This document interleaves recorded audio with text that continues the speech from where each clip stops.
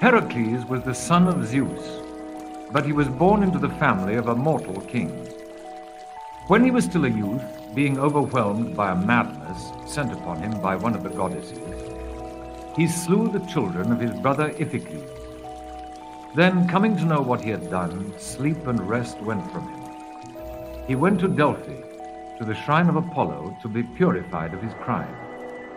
At Delphi, at the shrine of Apollo, the priestess purified him. And when she had purified him, she uttered this prophecy: "From this day forth, thy name shall be not Alcides, but Heracles. Thou shalt go to Eurystheus, thy cousin, in Mycenae, and serve him in all things. When the labors he shall lay upon thee are accomplished, and when the rest of thy life is lived out, thou shalt become one of the immortals." Heracles, on hearing these words, set out for Mycenae. He stood before his cousin, who hated him. He, a towering man, stood before a king who sat there weak and trembling. And Heracles said, "I have come to take up the labors that you will lay upon me. Speak now, Eurystheus, and tell me what you would have me do." Eurystheus, that weak king, looking on the young man who stood as tall and as firm as one of the immortals, had a heart that was filled with hatred. He lifted up his head, and he said with a frown, "There is a lion in Nemea that is stronger and more fierce than any lion known before. Kill that lion, and bring the lion's skin to me, that I may know that you have truly performed your task." So Eurystheus said, and Heracles, with neither shield nor arms, went forth from the king's palace to seek and to combat the lion of Nemea. He went on until he came into a country where the fences were overthrown, and the fields wasted, and the houses empty and fallen. He went on until he came to the waste around that land. There he came on the trail of a lion. It led up the side of a mountain, and Heracles, without shield or arms, followed the trail. He heard the roar of the lion. Looking up, he saw the beast standing at the mouth of a cavern, huge and dark against the sunset. The lion roared 3 times. Then it went within the cavern. Around the mouth were strewn the bones of creatures it had killed and carried there. Heracles looked upon them when he came to the cavern. He went within. Far into the cavern he went. Then he came to where he saw the lion. It was sleeping. Heracles viewed the terrible bulk of the lion. Then he looked upon his own knotted hands and arms. He remembered that it was told of him that while still a child of 8 months, he had strangled a great serpent that had come to his cradle to devour him. He had grown, and his strength had grown too. So he stood, measuring his strength and the size of the lion. The breath from its mouth and nostrils came heavily to him as the beast slept, gorged with its prey. Then the lion yawned. Heracles sprang on it and put his great hands upon its throat. No growl came out of its mouth, but the great eyes blazed while the terrible paws tore at Heracles.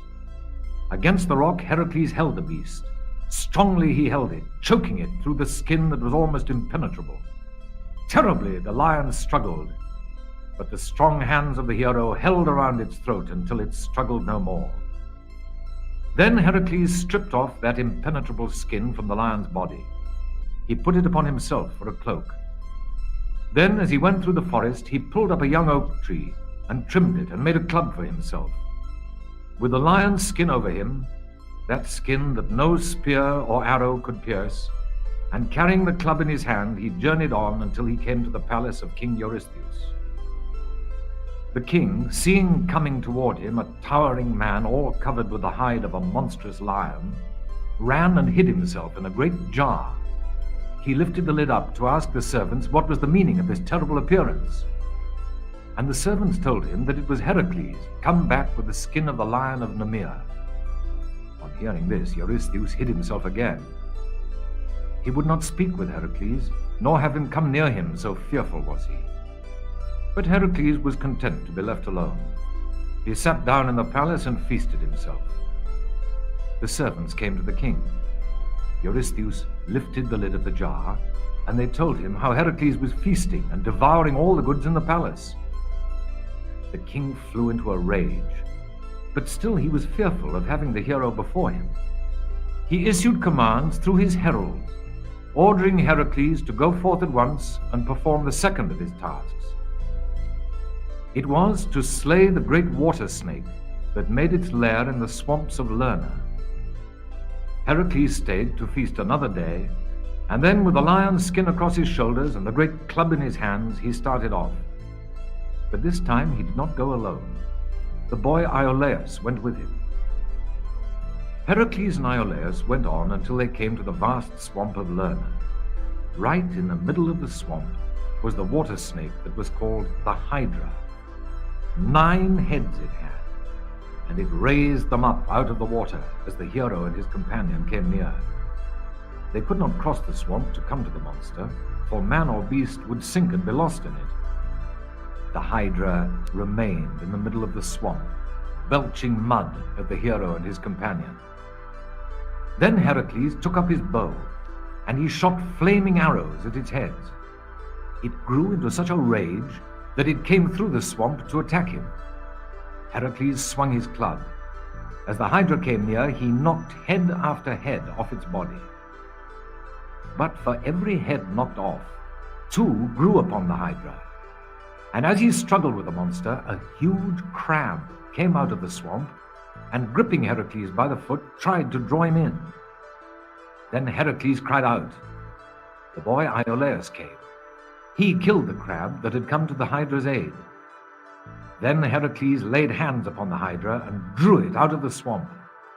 With his club he knocked off a head, and he had Iolaus put fire to where it had been, so that 2 heads might not grow in that place. The life of the Hydra was in its middle head. That head he had not been able to knock off with his club. Now, with his hands, he tore it off, and he placed this head under a great stone so that it could not rise into life again. The Hydra's life was now destroyed. Heracles dipped his arrows into the gall of the monster, making his arrows deadly. No thing that was struck by these arrows afterward could keep its life. Again he came to Eurystheus' palace, and Eurystheus, seeing him, ran again and hid himself in the jar. Heracles ordered the servants to tell the king that he had returned, and that the second labor was accomplished. Eurystheus, hearing from the servants that Heracles was mild in his ways, came out of the jar. Insolently he spoke. 12 labors you have to accomplish for me, said he to Heracles, and 11 yet remain to be accomplished. How, said Heracles, have I not performed 2 of the labors? Have I not slain the lion of Nemea and the great water snake of Lerna? In the killing of the water snake you were helped by Iolaus, said the king, snapping out his words and looking at Heracles with shifting eyes. That labor cannot be allowed you. Heracles would have struck him to the ground, but then he remembered that the crime he had committed in his madness would have to be expiated by labors performed at the order of this man. He looked full upon Eurystheus, and he said, Tell me of the other labors, and I will go forth from Mycenae and accomplish them. Then Eurystheus bade him go and make clean the stables of King Augeas. Heracles came into that king's country. The smell from the stables was felt for miles around. Countless herds of cattle and goats had been in the stables for years, and because of the uncleanness and the smell that came from it, the crops were withered all around. Heracles told the king that he would clean the stables if he were given 1/10 of the cattle and the goats for a reward. The king agreed to this reward. Then Heracles drove the cattle and the goats out of the stables. He broke through the foundations, and he made channels for the 2 rivers, Alpheus and Peneus. The rivers flowed through the stables, and in a day all the uncleanness was washed away. Then Heracles turned the rivers back into their own courses. He was not given the reward he had bargained for, however. He went back to Mycenae with the tale of how he had cleaned the stables. 10 labors remain for me to do now, he said. 11, said Eurystheus. How can I allow the cleaning of King Augeas' stables to you when you bargain for a reward for doing it? Then, while Heracles stood still, holding himself back from striking him, Eurystheus ran away and hid himself in the jar. Through his heralds he sent word to Heracles, telling him what the other labors would be. He was to clear the marshes of Stymphalus, of the man-eating birds that gathered there. He was to capture and bring to the king the golden-horned deer of Coronea. He was also to capture and bring alive to Mycenae the boar of Erymanthus. Heracles came to the marshes of Stymphalus. The growth of jungle was so dense that he could not cut his way through to where the man-eating birds were. They sat upon low bushes within the jungle, gorging themselves upon the flesh they had carried there. For days Heracles tried to hack his way through. He could not get to where the birds were. Then, thinking he might not be able to accomplish this labor, he sat upon the ground in despair. It was then that one of the immortals appeared to him. For the first and only time he was given help from the gods. It was Athena who came to him. She stood apart from Heracles, holding in her hands brazen cymbals. These she clashed together. At the sound of this clashing, the Stymphalian birds rose up from the low bushes behind the jungle. Heracles shot at them with those unerring arrows of his. The man-eating birds fell, one after the other, into the marsh. Then Heracles went north, to where the Coronæan deer took her pasture. So swift of foot was she, that no hound nor hunter had ever been able to overtake her. For the whole of a year, Heracles kept golden horns in chase, and at last, on the side of the mountain Artemision, he caught her. Artemis, the goddess of the wild things, would have punished Heracles for capturing the deer, but the hero pleaded with her, and she relented and agreed to let him bring the deer to Mycenae and show her to King Eurystheus. And Artemis took charge of golden horns, while Heracles went off to capture the Erymanthian boar. He came to the city of Psophis, the inhabitants of which were in deadly fear because of the ravages of the boar. Heracles made his way up the mountain to hunt it. Now on this mountain a band of centaurs lived, and they, knowing him since the time he had been fostered by Charon, welcomed Heracles. One of them, Pholus, took Heracles to the great house where the centaurs had their wine stored. Seldom did the centaurs drink wine. A draught of it made them wild, and so they stored it away, leaving it in the charge of one of their band. Heracles begged Pholus to give him a draught of wine. After he had begged again and again, the centaur opened one of his great jars. Heracles drank wine and spilt it. Then the centaurs that were without smelt the wine and came hammering at the door, demanding the draughts that would make them wild. Heracles came forth to drive them away. They attacked him. Then he shot at them with his unerring arrows, and he drove them away. Up the mountain and away to far rivers the centaurs raced, pursued by Heracles with his bow. One was slain, Pholus, the centaur who had entertained him. By accident, Heracles dropped a poisoned arrow on his foot. He took the body of Pholus up to the top of the mountain and buried the centaur there. Afterward, on the snows of Erymanthus, he set a snare for the boar and caught him there. Upon his shoulders he carried the boar to Mycenae, and he led the deer by her golden horns. When Eurystheus had looked upon them, the boar was slain, but the deer was loosed, and she fled back to the mountain Artemision. King Eurystheus sat hidden in the great jar, and he thought of more terrible labors he would make Heracles engage in.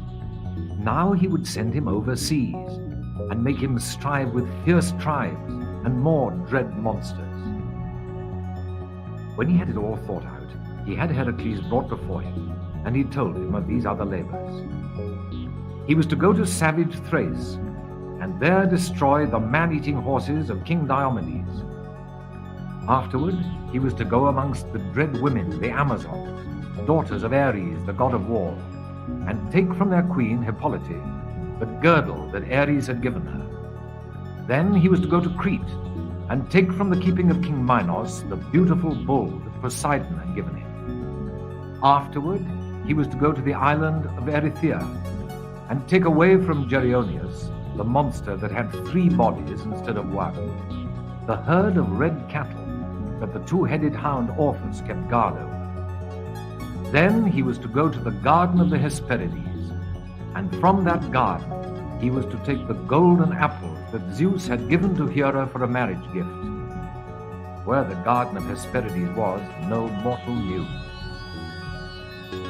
So Heracles set out on a long and perilous quest. First he went to Thrace, that savage land that was ruled over by Diomedes, son of Ares, the war god. Heracles broke into the stable where the horses were.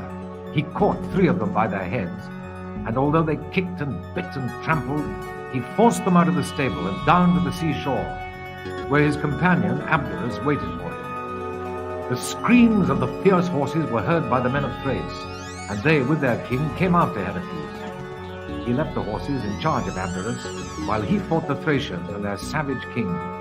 Heracles shot his deadly arrows amongst them, and then he fought with their king. He drove them from the seashore. Then he came back to where he had left Abderus for the fierce horses. They had thrown Abderus upon the ground, and they were trampling upon him.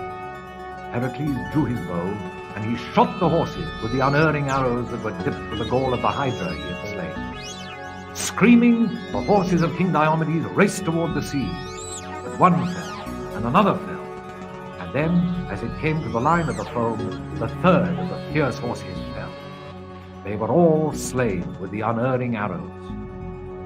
Then Heracles took up the body of his companion, and he buried it with proper rites, and over it he raised a column. Afterward, around that column, a city that bore the name of Heracles' friend was built. Then toward the sea he went.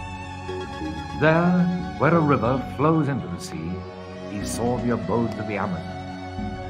And upon the rocks and the steep place he saw the warrior women standing with drawn bows in their hands. Most dangerous did they seem to Heracles. He did not know how to approach them. He might shoot at them with his unerring arrows, but when his arrows were all shot away, the Amazons from their steep places might be able to kill him with the arrows from their bows. While he stood at a distance, wondering what he might do, a horn was sounded, and an Amazon mounted upon a white stallion rode toward him. When the warrior woman came near, she cried out, "Heracles, the queen Hippolyte permits you to come amongst the Amazons. Enter her tent, and declare to the queen what has brought you amongst the never-conquered Amazons." Heracles came to the tent of the queen. There stood tall Hippolyte, with an iron crown upon her head, and with a beautiful girdle of bronze and iridescent glass around her waist. Proud and fierce as a mountain eagle looked the queen of the Amazons. Heracles did not know in what way he might conquer her. Outside the tent the Amazons stood. They struck their shields with their spears, keeping up a continuous savage din. "For what has Heracles come to the country of the Amazons?" Queen Hippolyte asked. "For the girdle you wear," said Heracles, and he held his hands ready for the struggle. "Is it for the girdle given me by Ares, the god of war, that you have come, braving the Amazons, Heracles?" asked the queen. "For that," said Heracles. "I would not have you enter into strife with the Amazons," said Queen Hippolyte. And so saying, she drew off the girdle of bronze and iridescent glass, and she gave it into his hand. Heracles took the beautiful girdle into his hand. Fearful he was that some piece of guile was being played upon him. But then he looked into the open eyes of the queen, and he saw that she meant no guile. He took the girdle, and he put it around his great brows. Then he thanked Hippolyte, and he went from the tent. He saw the Amazons standing on the rocks and the steep places with bows bent. Unchallenged, he went on, and he came to his ship, and he sailed away from that country with one more labor accomplished. The labor that followed was not dangerous. He sailed over sea, and he came to Crete, the land that King Minos ruled over. And there he found, grazing in a special pasture, the bull that Poseidon had given King Minos. He laid his hands upon the bull's horns, and he struggled with him, and he overthrew him. Then he drove the bull down to the seashore. His next labor was to take away the herd of red cattle that was owned by the monster Geryoneus. In the island of Erythea, in the middle of the stream of ocean, lived the monster, his herd guarded by the two-headed hound Orthus. That hound was the brother of Cerberus, the three-headed hound that kept guard in the underworld. Mounted upon the bull given Minos by Poseidon, Heracles fared across the sea. He came even to the straits that divide Europe from Africa, and there he set up 2 pillars as a memorial of his journey, the pillars of Heracles that stand to this day. He and the bull rested there. Beyond him stretched the stream of ocean. The island of Erythea was there, but Heracles thought that the bull would not be able to bear him so far. And there the sun beat upon him, and drew all strength away from him, and he was dazed and dazzled by the rays of the sun. He shouted out against the sun, and in his anger he wanted to strive against the sun. Then he drew his bow and shot arrows upward.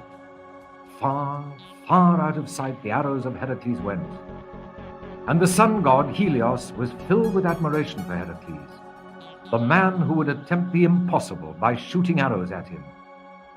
Then did Helios fling down to Heracles his great golden cup. Down and into the stream of ocean fell the great golden cup of Helios. It floated there wide enough to hold all the men who might be in a ship. Heracles put the bull of Minos into the cup of Helios, and the cup bore them away toward the west and across the stream of ocean. Thus Heracles came to the island of Erythea. All over the island straggled the red cattle of Geryoneus, grazing upon the rich pastures. Heracles, leaving the bull of Minos in the cup, went upon the island. He made a club for himself out of a tree, and he went toward the camp.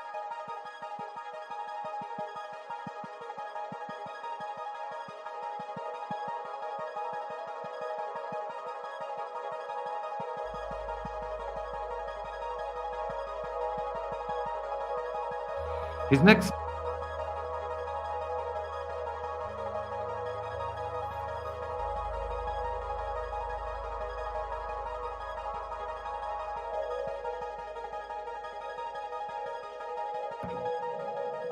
the hound Orthus bayed and ran toward him. The two-headed hound that was the brother of Cerberus sprang at Heracles with poisonous foam upon his jaws. Heracles swung his club and struck the 2 heads off the hound. And where the foam of the hound's jaws dropped down, the poisonous plant sprang up. Heracles took up the body of the hound and swung it around and flung it far out into the ocean. Then the monster Geryoneus came upon him. 3 bodies he had instead of 1. He attacked Heracles by hurling great stones at him. Heracles was hurt by the stones. And then the monster beheld the cup of Helios, and he began to hurl stones at the golden thing, and it seemed that he might sink it in the sea and leave Heracles without a way of getting from the island. Heracles took up his bow, and he shot arrow after arrow at the monster, and he left him dead in the deep grass of the pastures. Then he rounded up the red cattle, the bulls and the cows, and he drove them down to the shore and into the golden cup of Helios, where the bull of Minos stayed. Then back across the stream of ocean the cup floated, and the bull of Crete and the cattle of Geryoneus were brought past Sicily and through the straits called the Hellespont. To Thrace, that savage land, they came. Then Heracles took the cattle out, and the cup of Helios sank in the sea. Through the wild lands of Thrace he drove the herd of Geryoneus and the bull of Minos, and he came into Mycenae once more. But he did not stay to speak with Eurystheus. He started off to find the garden of the Hesperides, the daughters of the evening land. Long did he search, but he found no one who could tell him where the garden was. And at last he went to Charon, on the mountain Pelion, and Charon told Heracles what journey he would have to make to come to the Hesperides, the daughters of the evening land. Far did Heracles journey. Weary he was when he came to where Atlas stood, bearing the sky upon his weary shoulders.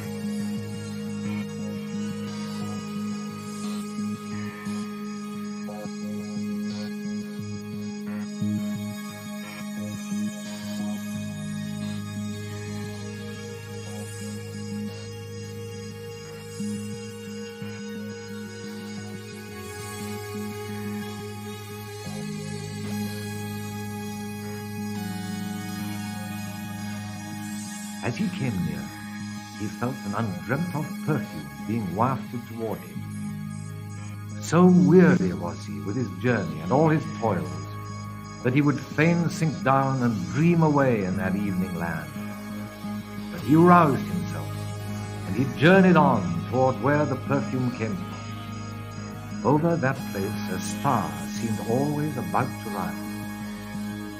He came to where a silver lattice fenced a garden that was full of the quiet of evening.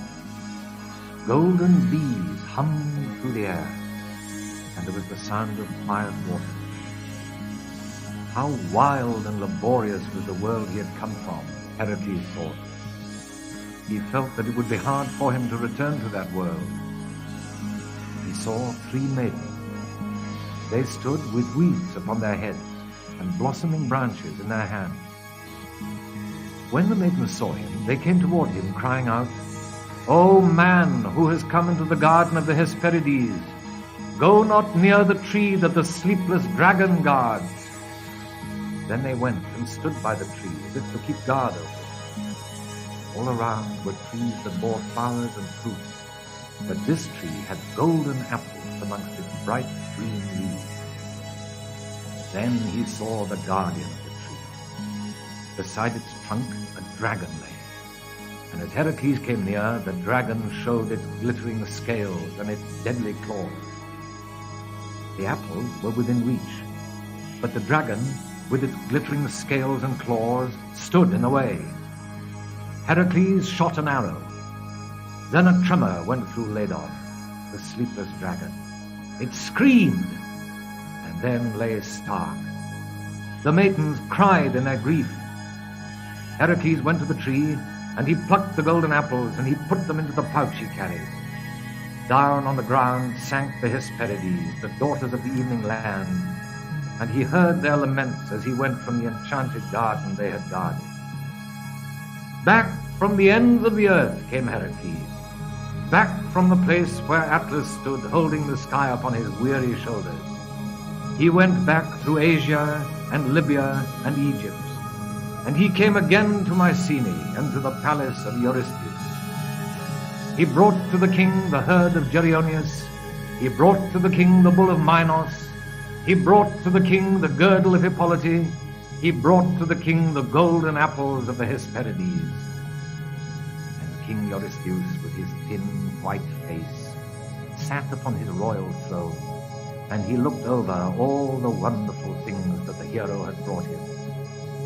Not pleased was Eurystheus, rather was he angry that one he hated could win such wonderful things. He took into his hands the golden apples of the Hesperides, but this fruit was not for such as he. An eagle snatched the branch from his hand, and the eagle flew and flew until it came to where the daughters of the evening land wept in their garden. There the eagle let fall the branch with the golden apples, and the maidens set it back upon the tree, and behold, it grew as it had been growing before Heracles plucked it.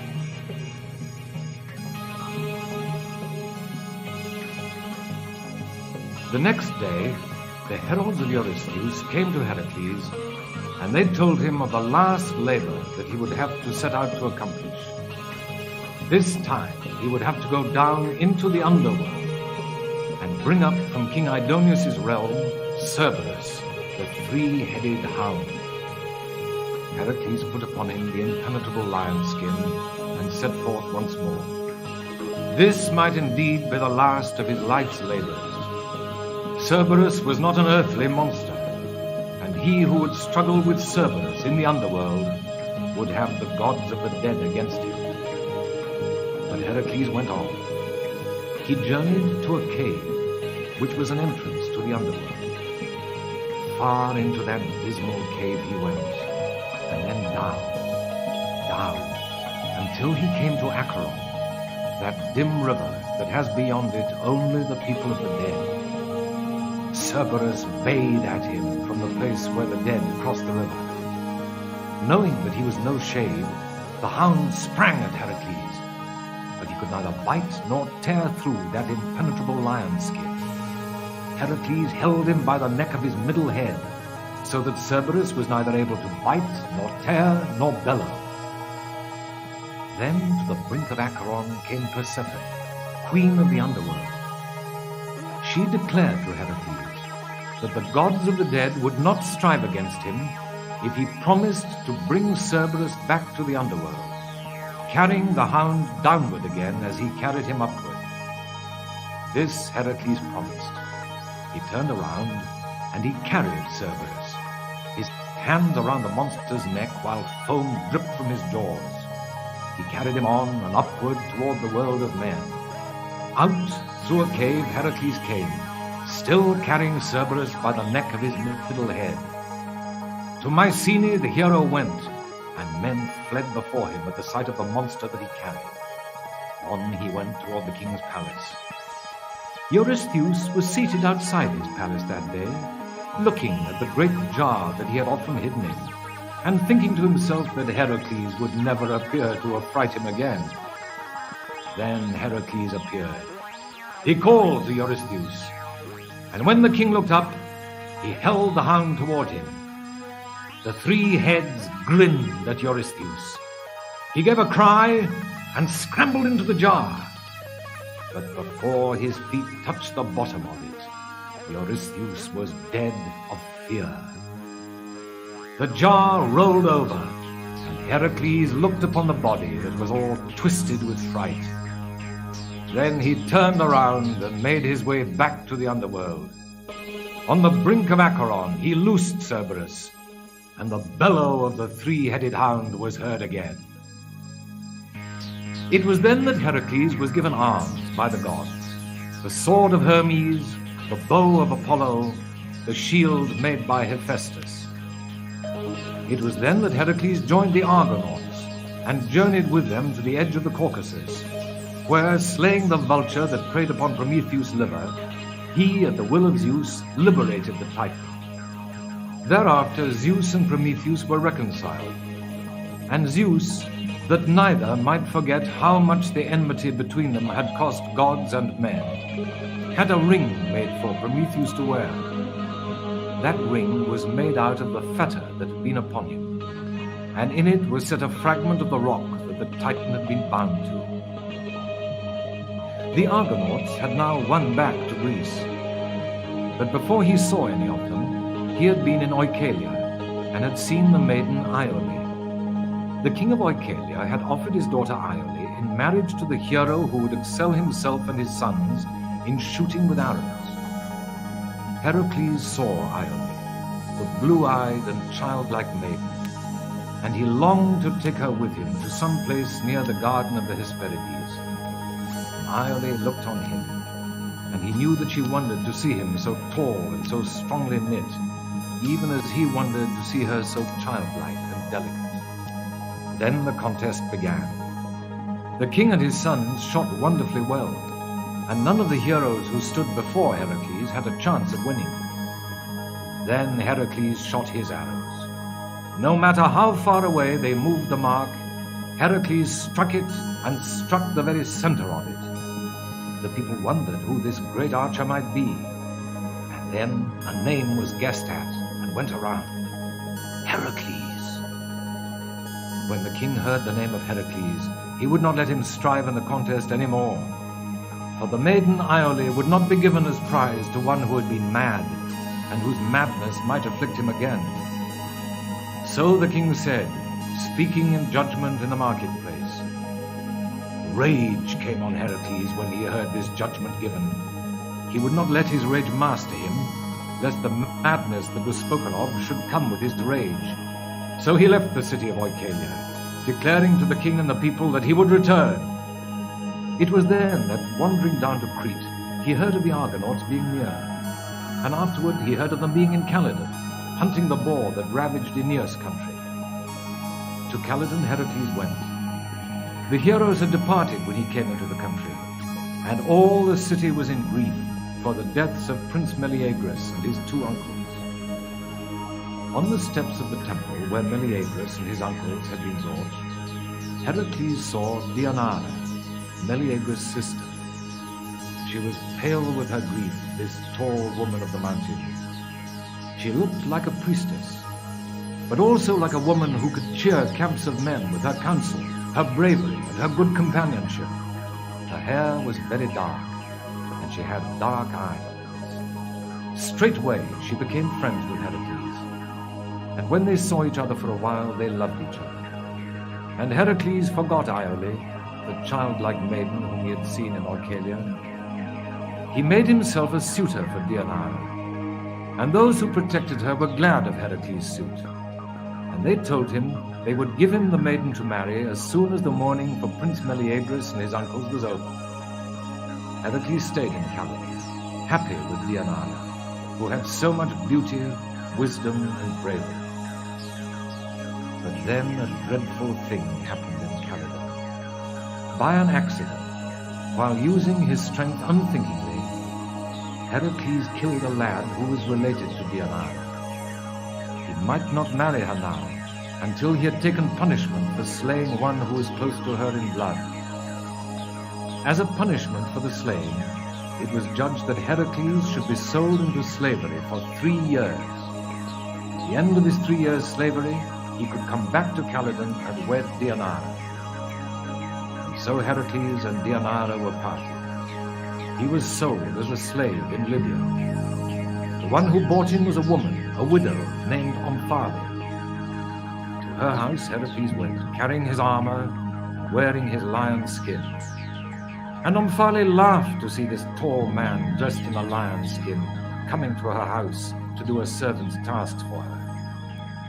She and all in her house kept up fun with Heracles. They would set him to do housework, to carry water, and set vessels on the tables, and clear the vessels away. Omphale set him to spin with a spindle as the women did. And often she would put on Heracles' lion's skin and go about dragging his club, while he, dressed in woman's garb, washed dishes and emptied pots. But he would lose patience with these servants' tasks, and then Omphale would let him go away and perform some great exploit. Often he went on long journeys and stayed away for long times. It was while he was in slavery to Omphale that he liberated Theseus from the dungeon in which he was held with Pirithous. And it was while he still was in slavery that he made his journey to Troy. At Troy, he helped to repair for King Laomedon the great walls that years before Apollo and Poseidon had built around the city. As a reward for this labor, he was offered the princess Hesione in marriage. She was the daughter of King Laomedon and the sister of Priam. He helped to repair the wall, and 2 of the Argonauts were there to aid him. One was Peleus, and the other was Telamon. Peleus did not stay for long. Telamon stayed, and to reward Telamon, Heracles withdrew his own claim for the hand of the princess Hesione. It was not hard on Heracles to do this, for his thoughts were ever upon Deianira. But Telamon rejoiced, for he loved Hesione greatly. On the day they married, Heracles showed the 2 an eagle in the sky. He said it was sent as an omen to them, an omen for their marriage. And in memory of that omen, Telamon named his son Aias, that is, eagle. Then the walls of Troy were repaired, and Heracles turned toward Lydia, Omphale's home. Not long would he have to serve Omphale now, for his 3 years' slavery was nearly over. Soon he would go back to Calydon and wed Deianira. As he went along the road to Lydia, he thought of all the pleasantries that had been made in Omphale's house, and he laughed at the memory of them. Lydia was a friendly country, and even though he had been in slavery, Heracles had had his good times there. He was tired with the journey and made sleepy with the heat of the sun, and when he came within sight of Omphale's house, he lay down by the side of the road, first taking off his armor and laying aside his bow, his quiver, and his shield. He wakened up to see two men looking down upon him. He knew that these were the Cercopes, robbers who waylaid travelers upon this road. They were laughing as they looked down on him, and Heracles saw that they held his arms and his armor in their hands. They thought that this man, for all his tallness, would yield to them when he saw that they had his arms and his armor. But Heracles sprang up, and he caught one by the waist and the other by the neck, and he turned them upside down and tied them together by the heels. Now he held them securely, and he would take them to the town and give them over to those whom they had waylaid and robbed. He hung them by their heels across his shoulders and marched on. But the robbers, as they were being bumped along, began to relate pleasantries and mirthful tales to each other, and Heracles, listening, had to laugh. And one said to the other, "Oh, my brother, we are in the position of the frogs when the mice fell upon them with such fury." And the other said, "Indeed, nothing can save us if Zeus does not send an ally to us, as he sent an ally to the frogs." And the first robber said, "Who began that conflict, the frogs or the mice?" And thereupon the second robber, his head reaching down to Heracles' waist, began the battle of the frogs and mice. A warlike mouse came down to the brink of a pond, for no other reason than to take a drink of water. Up to him popped a frog. Speaking in the voice of one who had rule and authority, the frog said, "Stranger to our shore, you may not know it, but I am Puffjaw, king of the frogs. I do not speak to common mice, but you, as I judge, belong to the noble and kingly sort. Tell me your race. If I know it to be a noble one, I shall show you my kingly friendship." The mouse, speaking haughtily, said, "I am Crumb Snatcher, and my race is a famous one. My father is the heroic Bread Nibbler, and he married Quernlicker, the lovely daughter of a king. Like all my race, I am a warrior who has never been wont to flinch in battle. Moreover, I have been brought up as a mouse of high degree, and figs and nuts, cheese and honey cakes is the provender that I have been fed on." Now this reply of Crumb Snatcher pleased the kingly frog greatly. "Come with me to my abode, illustrious Crumb Snatcher," said he, "and I shall show you such entertainment as may be found in the house of a king." But the mouse looked sharply at him. "How may I get to your house?" he asked. "We live in different elements, you and I. We mice want to be in the driest of dry places, while you frogs have your abodes in the water." "No," answered Puffjaw, "you do not know how favored the frogs are above all other creatures. To us alone the gods have given the power to live both in the water and on the land. I shall take you to my land palace, that is the other side of the pond." "How may I go there with you?" asked Crumb Snatcher the mouse, doubtfully. "Upon my back," said the frog. "Up now, noble Crumb Snatcher, and as we go I will show you the wonders of the deep." He offered his back, and Crumb Snatcher bravely mounted. The mouse put his forepaws around the frog's neck. Then Puffjaw swam out. Crumb Snatcher at first was pleased to feel himself moving through the water, but as the dark waves began to rise, his mighty heart began to quail. He longed to be back upon the land. He groaned aloud. "How quickly we get on!" cried Puffjaw. "Soon we shall be at my land palace." Heartened by this speech, Crumb Snatcher put his tail into the water and worked it as a steering oar. On and on they went, and Crumb Snatcher gained heart for the adventure. What a wonderful tale he would have to tell the clans of the mice. But suddenly, out of the depths of the pond, a water snake raised his horrid head. Fearsome did that head seem to both mouse and frog, and forgetful of the guest that he carried upon his back, Puffjaw dived down into the water. He reached the bottom of the pond and lay on the mud in safety. But far from safety was Crumb Snatcher the mouse. He sank and rose, and sank. His wet fur weighed him down.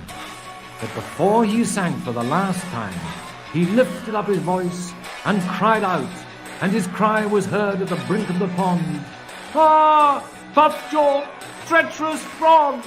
An evil thing you've done, leaving me to drown in the middle of the pond.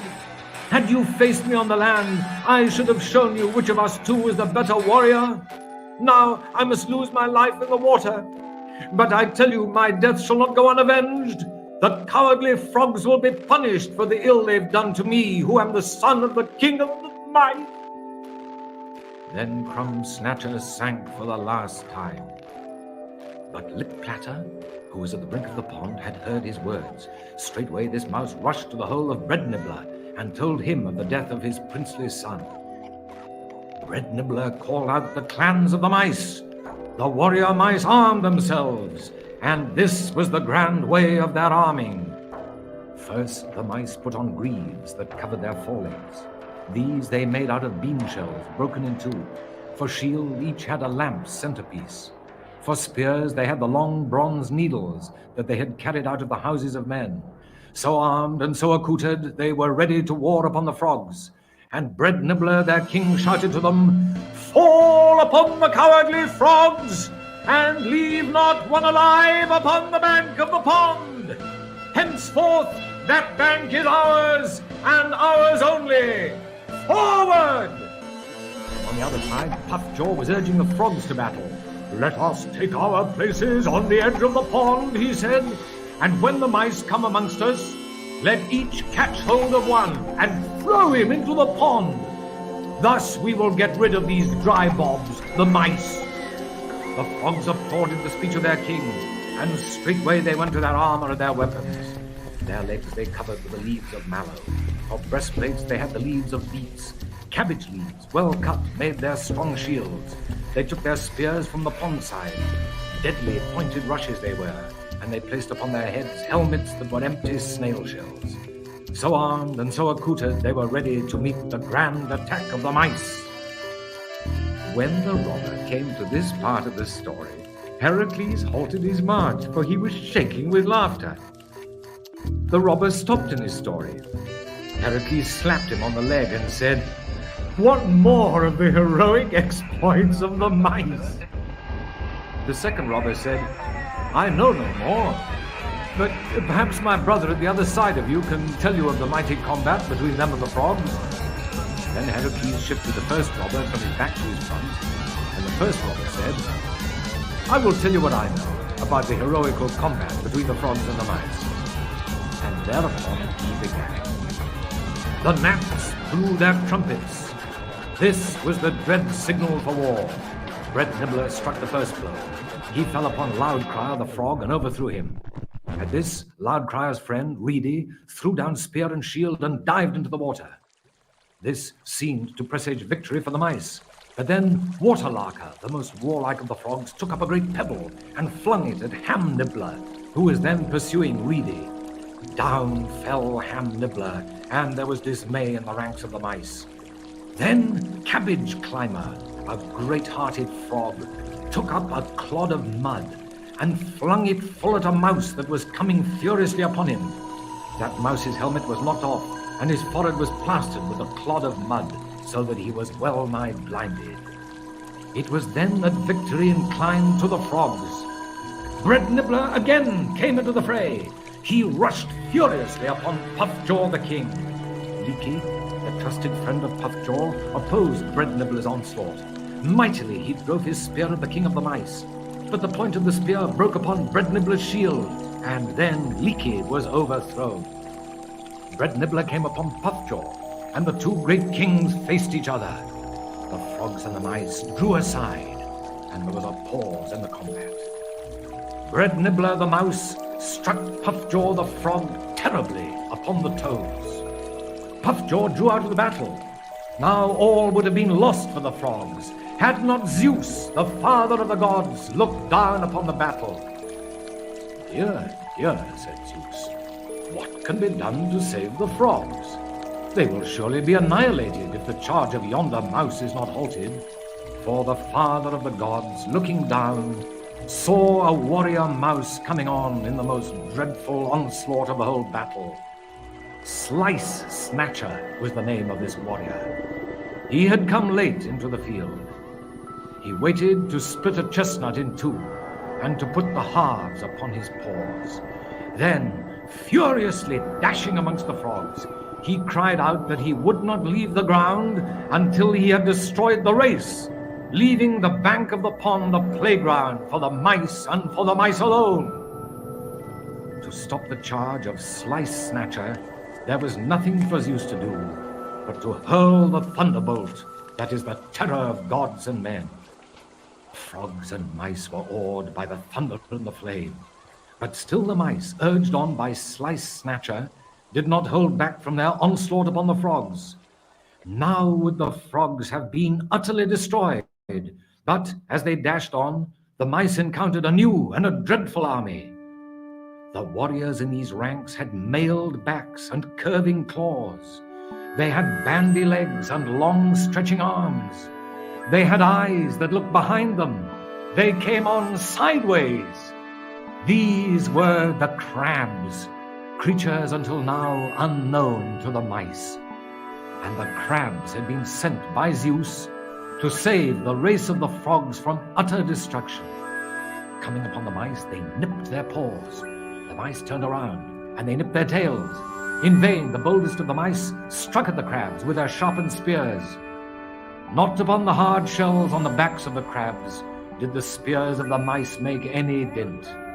On and on their queer feet and with their terrible nippers, the crabs went. Bread Nibbler could not rally them any more, and Slice Snatcher ceased to speak of the monument of victory that the mice would erect upon the bank of the pond. With their heads out of the water they had retreated to, the frogs watched the finish of the battle. The mice threw down their spears and shields and fled from the battleground. On went the crabs, as if they cared nothing for their victory. And the frogs came out of the water and sat upon the bank and watched them in awe.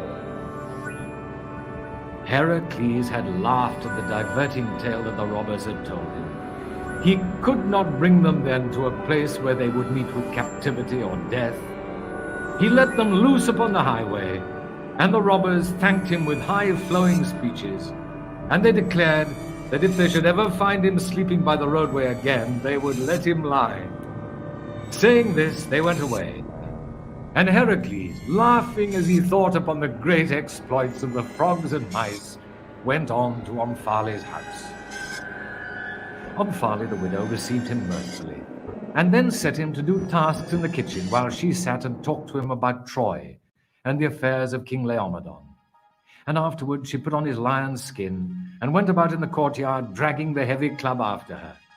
Mirthfully and pleasantly she made the rest of his time in Lydia pass for Heracles, and the last day of his slavery soon came, and he bade goodbye to Omphale, that pleasant widow, and to Lydia, and he started off for Calydon to claim his bride Deianira.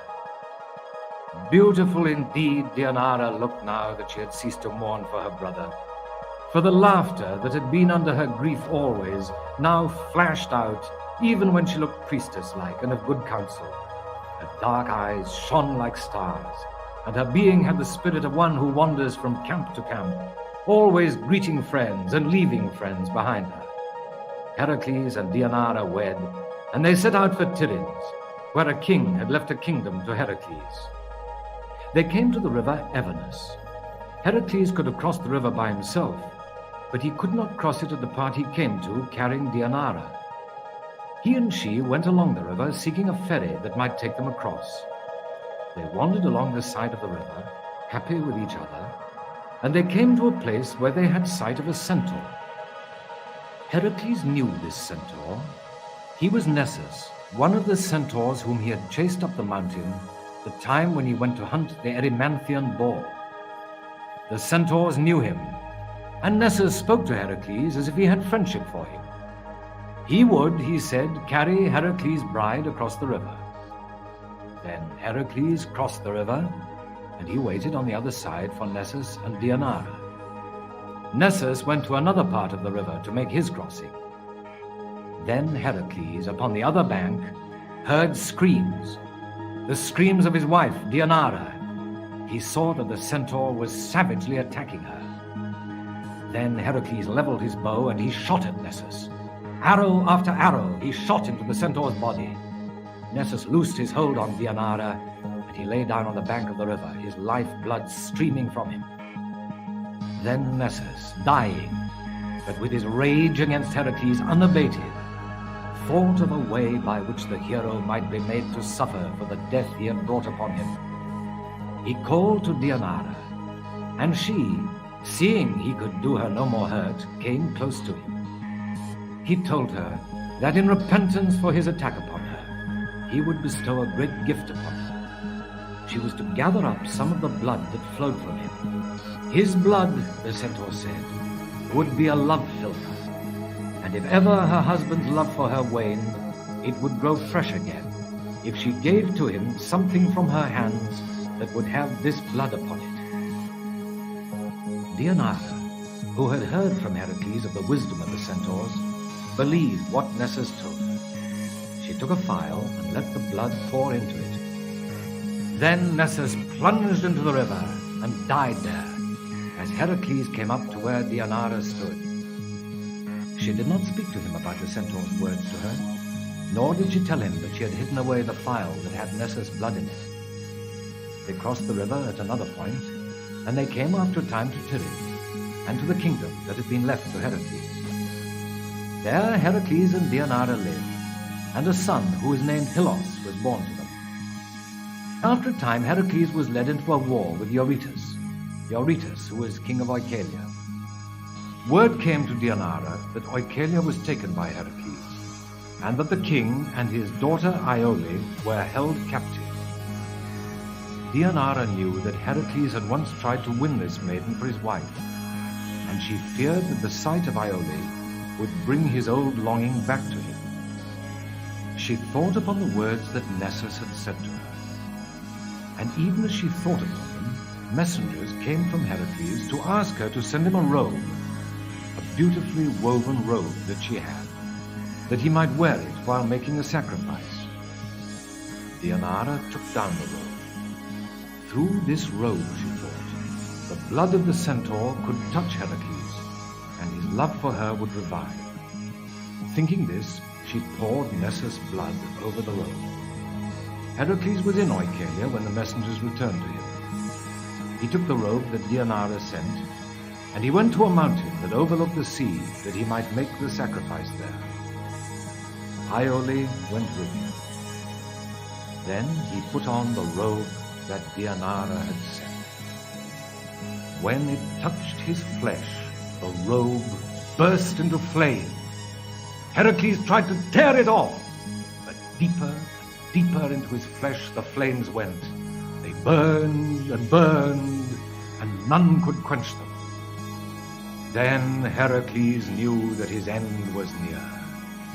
He would die by fire, and knowing that, he piled up a great heap of wood, and he climbed upon it. There he stayed with a flaming robe burning into him, and he begged of those who passed to fire the pile, that his end might come more quickly. None would fire the pile. But at last there came that way a young warrior named Philoctetes, and Heracles begged of him to fire the pile.